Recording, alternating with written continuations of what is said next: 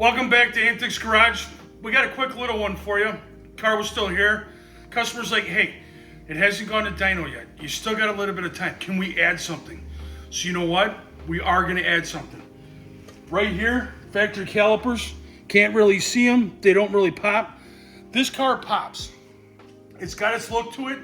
It just screams, I just need a little more. So, you know what? We're gonna give it a little more. Customer wants it, we're gonna give it to him. We're gonna take and actually paint these calipers. We're gonna take them apart, send them out and get them rebuilt, which we've already got them done. And we are gonna put red calipers on here, paint the brackets black. So now it's gonna pop. Now this thing is gonna have the final little touches that it needs to be a personalized vet, but with the blackout kit and everything he's got on it, chrome wheels, oh, it's gonna be a Picasso. All right, once you got the wheel off, you got a 15 nut here. You're gonna have to put a pair of vice grips on it to hold the sleeve. You can put a wrench on it. I always use vice grips. A little easier, slides in there, holds it. You got one on top, one on the bottom. You take those off, slide the caliper off, hang it up. We're obviously changing it because we're upgrading the calipers on it. And then there's a 21 millimeter or 13/16, however you decide you want to use it. They're both the same, just off a little bit. Take the bracket off, take the pads off, take the shims off. Then you're gonna want to sand the brackets down. We're gonna take and sandblast these like we normally do.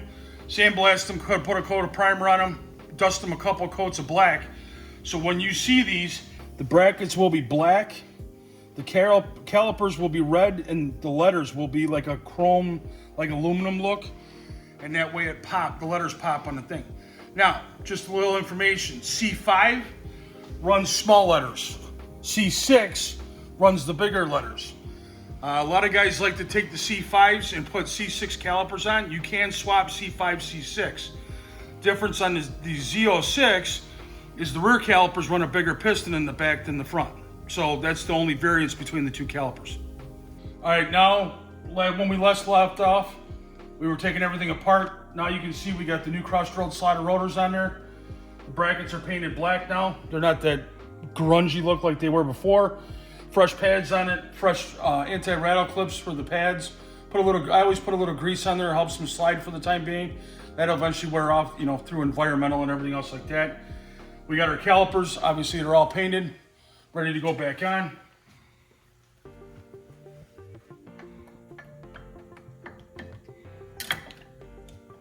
This is a real quick, simple, easy for the most part upgrade you can do. Aesthetics wise, it makes it look a lot better.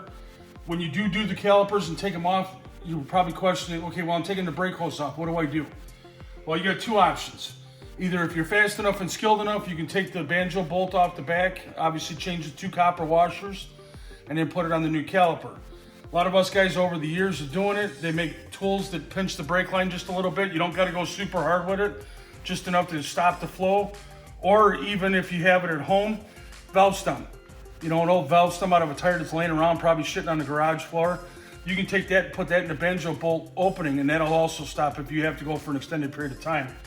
But as you can see, that's what it looks like now versus what we had before.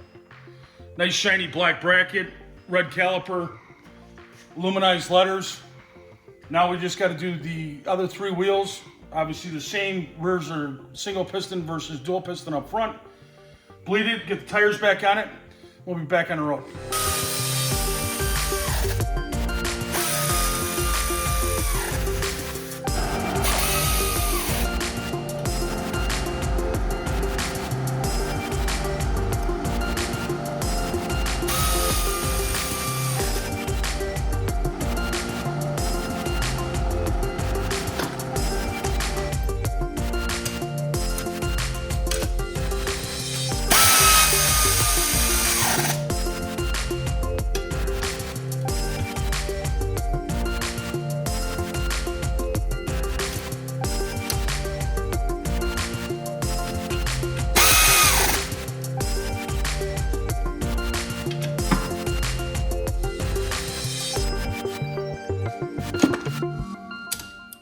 All right, now when it comes time to bleed them, there's two ways you can do it. You can gravity bleed them, which is opening the bleeder one at a time. You can start at the rear, start at the front, however you want to do it.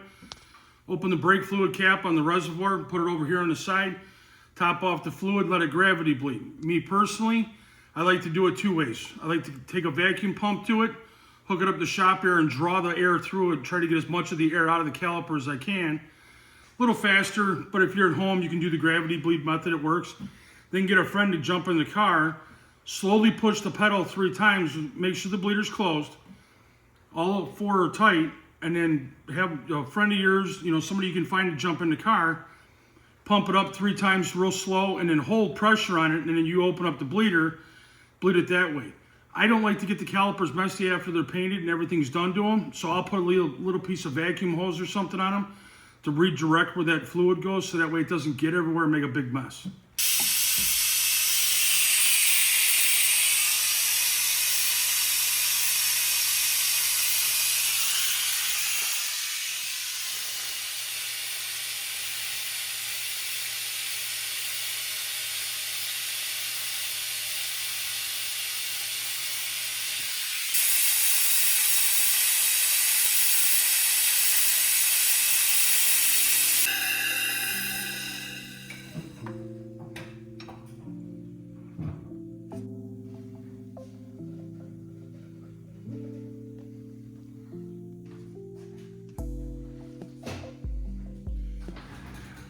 All right, that's going to be the conclusion of putting upgraded calipers on your car.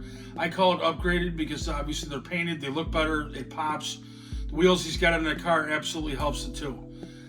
You want to do it at home, it's a real good thing to do. It's not real hard.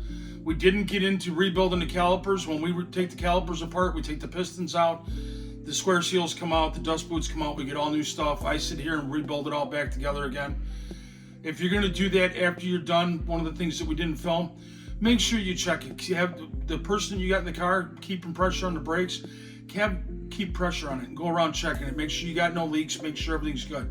Last thing you want is to have a leak in a brake caliper. It's just not a good situation. So, but it's a relatively simple, easy thing to do. We do packages here at the shop, so it's take the old calipers off.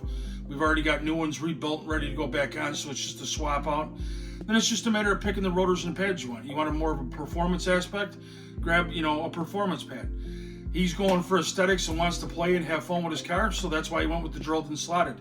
It's a fun toy. You're going to go out and you're going to beat it. The hotter it gets, the better that thing will break. Also, a lot of people will say, oh, you put the rotors on backwards. No, those rotors are put on that way for a reason. Those grooves in there are to take the outgasses of the pads as you're braking and as it gets hot, trying to draw them away from the center of the hub, draw the heat out. That's what the holes in the drilling does, is it lets the outgassing out. The channeling that's in there, or the groove slots, is what they're called, but you can call them whatever you want. That actually carries the brake dust away from the rotor so it doesn't stay caked or embedded in the rotor to affect braking. So that pretty much draws us to a conclusion on that upgrade. Now, as you can see in the background, moving on to another project. So stay tuned, and we'll be getting some new stuff in here. We got some stuff up and coming in the next month or so. Stuff we haven't touched yet, but I'm sure you're going to want to see.